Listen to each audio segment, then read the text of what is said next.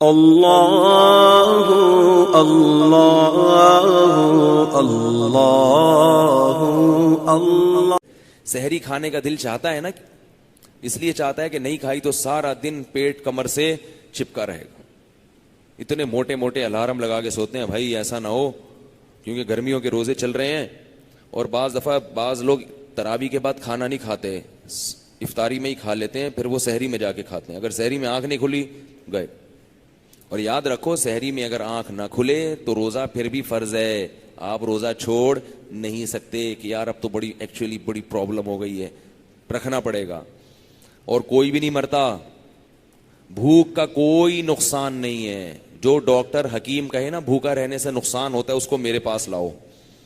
بھوکا رہنے کا صحت کو کوئی نقصان نہیں ہے، فائدے ہی فائدے ہیں۔ آپ کا جگر بہت اچھا ہو جاتا ہے، کام کرنے کے لائق ہو جاتا ہے۔ بھوکا رہنے کا ایک نقصان ہے، وقتی کمزوری۔ وقتی سمجھتے ہیں؟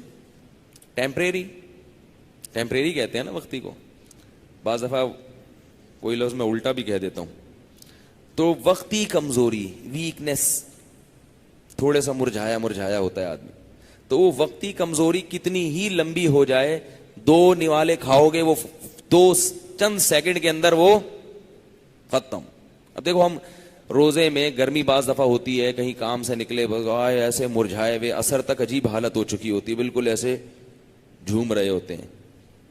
افطاری کے وقت آپ نے کیا ایک پکوڑا رکھا، ایک آدھ گلاس شربت کا یا پانی کا پیا، ایک دم کمر سیدھی ہوتی ہے کہ نہیں ہوتی؟ ایک دم فٹ فاٹ، مغرب میں کیسے اچھلتے ہوئے پریڈ کرتے ہوئے آ رہے ہوتے ہیں، نماز بھاگے ہوئے آ رہے ہوتے ہیں۔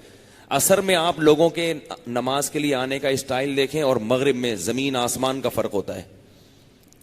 تو یہ 2 نوالے آگ لگا دیتے ہیں جسم میں جا کے، اور اس سے ہمیں یہ بھی پتہ چل جاتا ہے کہ ہمیں اپنے جسم میں انرجی پیدا کرنے کے لیے زیادہ کھانے کی ضرورت نہیں ہے۔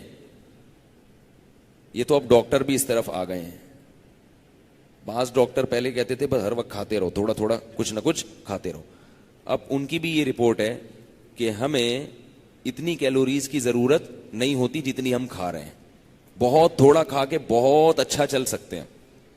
اور یاد رکھو انسان کو اللہ نے شاید بنایا ہی بھوکا رہنے کے لیے، کچھ نہ کچھ بھوک ہر وقت لگتی رہے اس کو، پھر سیٹ رہے گا وہ۔